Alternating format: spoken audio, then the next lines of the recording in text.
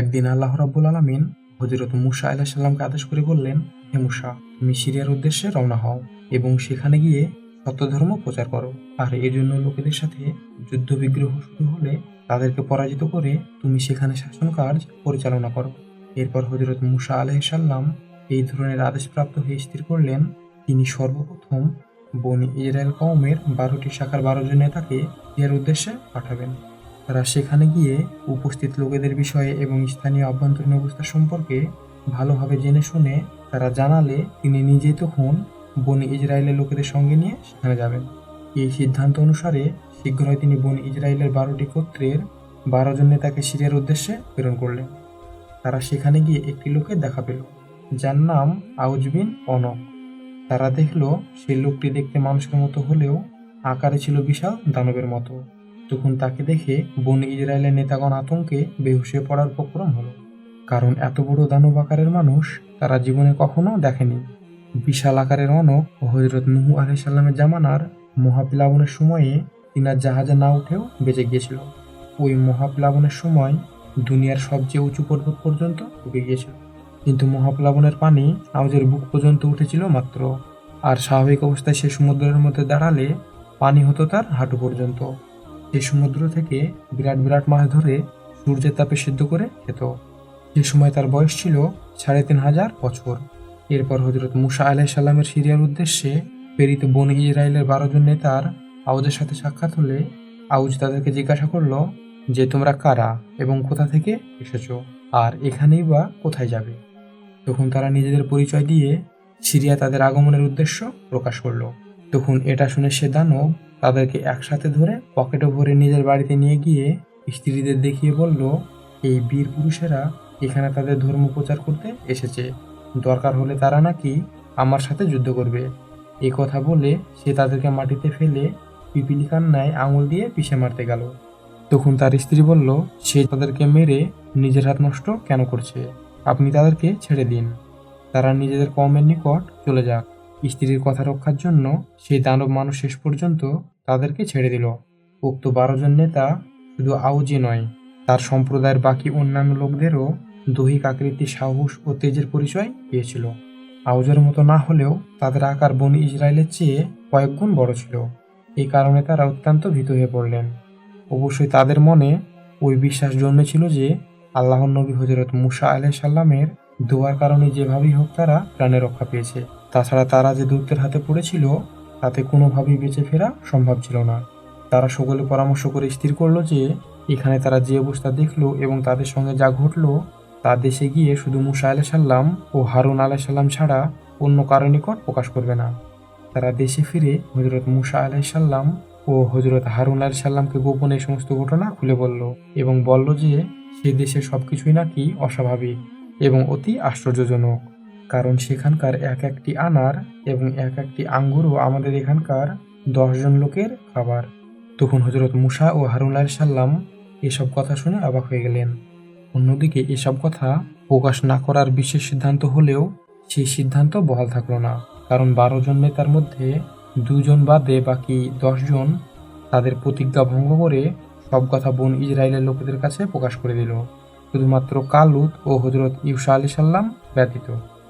শুধু এদের 2 জনের ওয়াদা বেঁচে ছিল। বনী ইসরায়েলগণ সিরিয়ার অবস্থার কথা শুনে হযরত মূসা আলাইহিস সালামের কাছে সেই দেশে যেতে রাজি হলো না। তখন হযরত মূসা আলাইহিস সালাম তাদেরকে লক্ষ্য করে বললেন, হে আমার সম্প্রদায়, তোমরা পালিয়ে যেও না, কারণ আমাদের প্রতিপালক ওয়াদা করেছেন তিনি কাফের কওমের উপর আমাদেরকে জয়যুক্ত করবেন। কিন্তু হযরত মূসা আলাইহিস সালাম যতই বলুক না কেন তারা কিছুতেই সিরিয়ার উদ্দেশ্যে যেতে রাজি হলো না, বরং তারা হযরত মূসা আলাইহিস সালামকে ত্যাগ করে মিশরের দিকে রওনা হলো। একটা সময় হযরত মূসা আলাইহিস সালামের অনুগত হযরত ইউসা আলাইহিস সালাম এবং কালুদ বনী ইসরায়েলের লোকেদের কাছে দৌড়ে গেলেন এবং তাদেরকে নানাভাবে বুঝিয়ে বলতে লাগলেন, দেখো, তোমাদের ভয়ের কোনো কারণ নেই, কারণ হযরত মূসা আলাইহিস সালাম আল্লাহর একজন নবী এবং তিনার সাথে আল্লাহ পাক ওয়াদা করেছেন তিনি সিরিয়াকে তিনাদের কাছে পদানত করবেন এবং আল্লাহ তাআলা কখনোই নিজের প্রতিশ্রুতির খেলাপ করেন না। কাজে আমাদের ভয়ের কোনো কারণ নেই, আমরা অবশ্যই সফলতা লাভ করব। তখন বনী ইসরায়েলগণ উত্তর দিয়ে বলল, তোমাদের ইমানের জোর যখন এতই বেশি, তখন আর আমাদের কিসের দরকার? তোমরা দুজন আর হযরত মূসা আলাইহিস সালাম তিনজন গেলেই তো হয়ে যাবে। আমাদের যাবার কোনো দরকার নেই। এ কথা বলা শেষ করে তারা আবার মিশরের পথে চলতে শুরু করলো। অবশেষে হযরত মূসা ও হারুন আলাইহিস সালাম তিনাদের মাত্র দুজন সহচর হযরত ইউসা আলাইহিস সালাম এবং কালুতকে নিয়ে আল্লাহর ভরসায় সিরিয়ার উদ্দেশ্যে যাত্রা করলেন। এরপর যথাসময়ে সিরিয়ায় উপস্থিত হয়ে হযরত মূসা আলাইহিস সালাম সেখানকার সর্বশ্রেষ্ঠ বীর আউজ বিন অনকের সাথে সাক্ষাৎ করলেন। আউজ তিনাকে জিজ্ঞাসা করে বলল, তোমরা কে এবং কোথা থেকে কি উদ্দেশ্যে এখানে এসেছো? তখন হযরত মূসা আলাইহিস সালাম তাকে নিজের পরিচয় দিলেন।